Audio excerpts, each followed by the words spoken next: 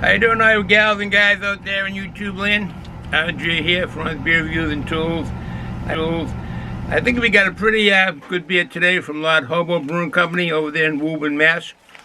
I've had a bunch of their beers and actually been at their brewery a few times.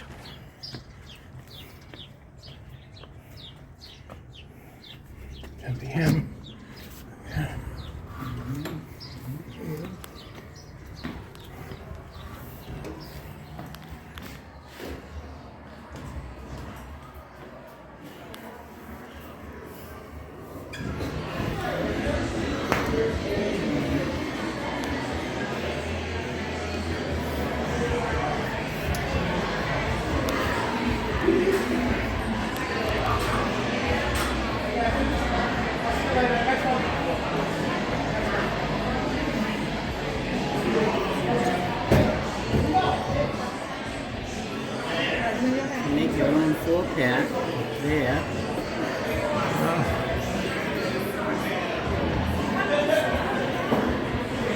I'm sorry, guys. I just Yeah, that's alright. Excuse me. Been eating the chomps. 100% grass-fed beef. They're really good. Alright, a lot of snow here. A ton of snow. We got, and I've been out shoveling ever since. My snow blower is covered with snow. I don't want to take the time to dig that out, and then it doesn't stop. So I just went ahead and started shoveling. The lot of shoveling today. Make the driveway safe. Side area. My daughter, when she comes in, my number one daughter, when she comes in and parks and picks up my wife and they go shopping, usually Saturday. This is a Saturday. But driveway wasn't finished yet. No. Excuse me. Don't need to be talking and eating at the same time. I'm hiding my face, but let me read you what's on here. We have another hat. Maybe? No? Yeah, okay. Oh, yeah. We do. Alright.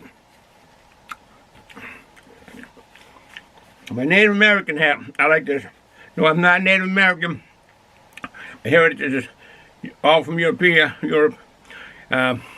But there was a gentleman, a real Native American, an older guy, that sold a lot of Indian stuff made by the Native Americans across the land on Route 128 in Reading, at the rotary there. I think it's Route 38, I think is that one there. 28, it's Route 28. And it was right there, and it was beautiful. A lot of stuff he had, and I purchased stuff. I purchased this hat and a number of items. That was real nice buying stuff. I am big on Native Americans and what they've done for this country, and what country is all about, and what this country has done to them, sadly, years ago. It's changed, I hope. I won't need any more of this here. I'll save this for later. Right, like that. Yeah. All right. So we have a beer. Hobo Brewing Company is at 5 Draper Street, Woburn, Massachusetts. I have a number, 781-281-0809. It'll be right there. No. Oh, okay, over here then. There it is, right there. All right. This is a Crispy Boom IPA with 6% alcohol by volume. Oh, let me say, they have another location in Boston. Do I have it down here? Yeah. They're at 2, this is Hobo. They have it at 2 Drylock Ave. And that's in Boston. That is pretty close with Summer Street runs by there. You're familiar with that, it heads into South Boston. And the Black Falcon Pier is pretty close to it.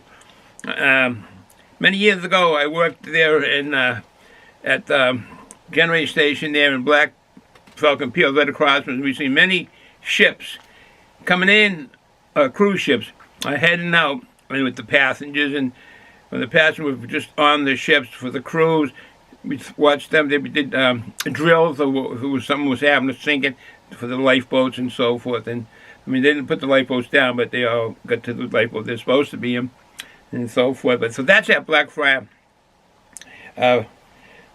Pier. Black Falcon, not Blackfriar. Black Falcon. Lager. This is a cold IPA. When they brewed it, they did cold lagering, is what they did. Let's see. Any other information I can give on this here?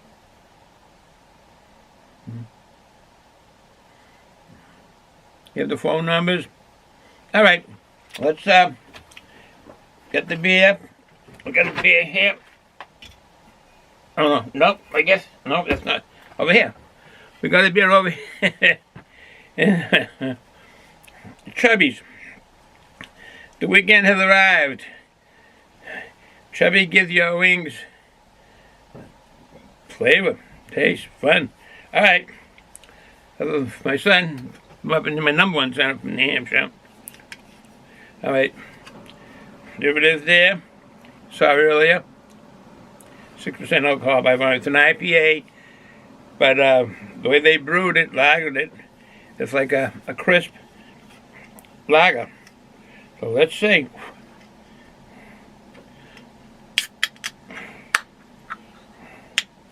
Nice. Oh, the aroma that came out of this, like a New England juice bomb type thing. Oh, yeah. Those tropical fruits. All right, let me get a glass. We do have a glass here. Nice. Oh, Treehouse Brewing Company over there in Charlton they're in. And also they got a place in Tewksbury, Mass. That's where I've gone. I've been to their brewery and their location at Tewksbury probably 3 or 4 times, and heard a number of things there. And they have a nice setup there, real nice setup. Good people who work there. Nice. All right, got the brew. This is Loud Hobo.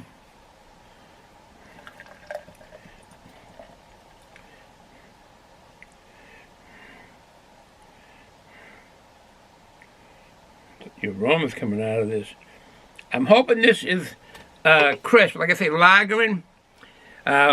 Basically what that is, it's kind of a way that they, when it's finished fermenting the brewing process, they will take, see how they brewed the cold lager in such a way that the process of, Jesus, forget now, of storing, they store the beer at a near freezing temperature, like 32 degrees or 30 to 40 degrees Fahrenheit, and that'll be like that for several weeks or even a month. And then they'll go from there because primary fermentation has been done, and that'll give you a crisp lager. And I do enjoy lager beers. I like that on my throat, that crispness. They make for me easy drinkers. A lot of people don't like lagers. They're really into the IPAs. But it takes longer to brew a lager beer, and that is why part of the process there in the lagering and so forth. All right, well, here's what the beer looks like. A little cloudy. I don't know if it's picking up on that. A little cloudy. Looks like good carbonation. Nice white head on it. Golden color or amber? No, let's say golden. Strong dark golden color. Oh, I had to get to that. A nice, nice white head on it. Creamy looking head. I gotta get to the aroma. Big fruitiness, tropical fruitiness. And this comes from the hops. Did I say what hops are in this? Amarillo, Mosaic, Centennial. And there's another one there. Chinook. Chinook is in it. And they're producing some fine aromas like mango,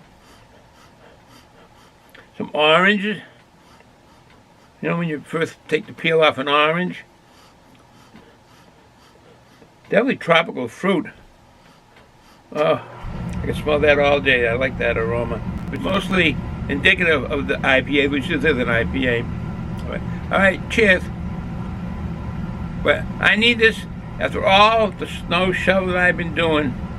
Days and days and days since we had all that snow. When we get the snow Saturday. Today is Friday. Is it Friday? Geez, I lost track what day it is already. No, yeah, today's Saturday. Wow, Saturday to Saturday. Yeah, today is the Saturday. Week of shoveling pretty well. I think it's snow came, yeah, Saturday and Sunday. No, snow came Sunday and Monday. And I've been shoveling since then, Monday. That was it. Lost track of time because of all the shoveling. My excuse anyways. All right, cheers.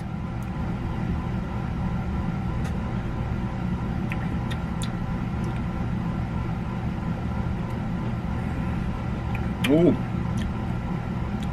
An easy drinker, for sure. Easy, ooh. That back flavor is really good. Wow. 12-ounce cans at the end quick. So used to the 16. Oh, that is nice. I'm getting, as far as the flavors, I picked up on pineapple. Crackery. Mild bitterness, very mild.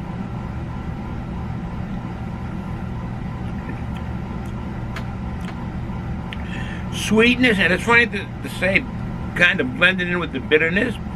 How can you oxymoron of sweetness and bitterness together? Maybe it's the grapefruit I'm picking up on.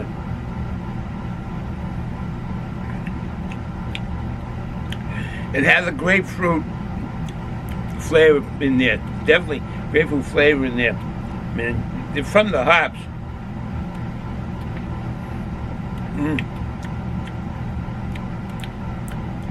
Caramel.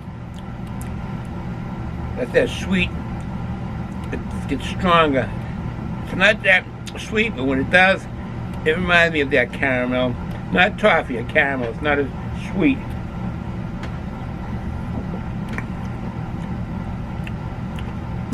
Did I said the hops, and did I give the malt? I think the malts, excuse me, are very indicative of the flavor on this here. I don't know. Oh, here we go. All right. I think I have it in here. Yes. The malts. I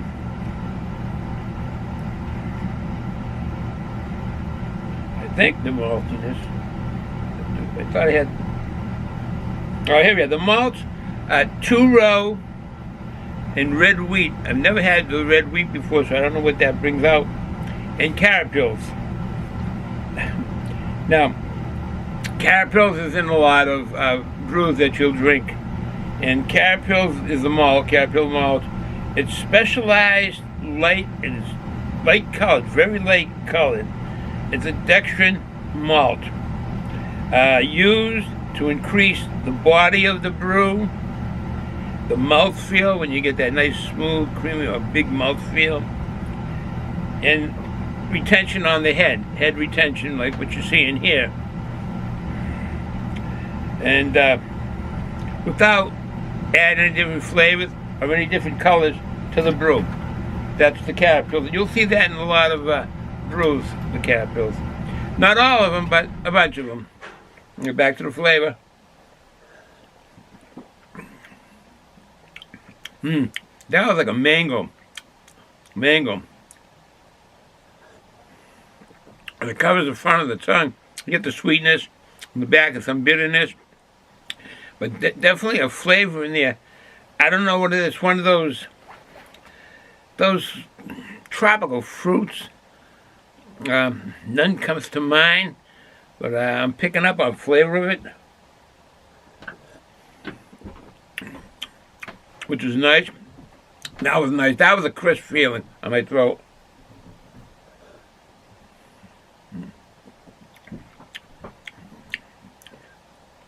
That is nice because they have that kind of lagerness on the crispness, but it's truly an IPA. The grapefruit flavor is coming out now as it warms up a little bit, and a lot of the carbonation is coming out. All right, I won't run this too long. You've seen this brew, crispy boom, right at the very beginning. You see what my taste buds are tasting. You see what it looks like. And would I get this again? Yes, I would get this again, definitely. But as I had mentioned before, I have a big long list of beers that I want to get. And this will have to go to the end of the line until I get those first. It's just the way it is. I probably won't be doing any more beer reviews after this. I do usually stop after Christmas. I like to stop to January and do the new year without any beer reviews and not much drinking and so forth. I do have a few that I've got to still post. I've got to edit and so forth. And this will be another one in line with it. All right, folks. So, have a good day. Hope you're having a hell of a time all across the United States. Hope you can beat it and shovel it and anything that needs to make your life better. So, cheers from Eastern Massachusetts to all of you. Have a good day.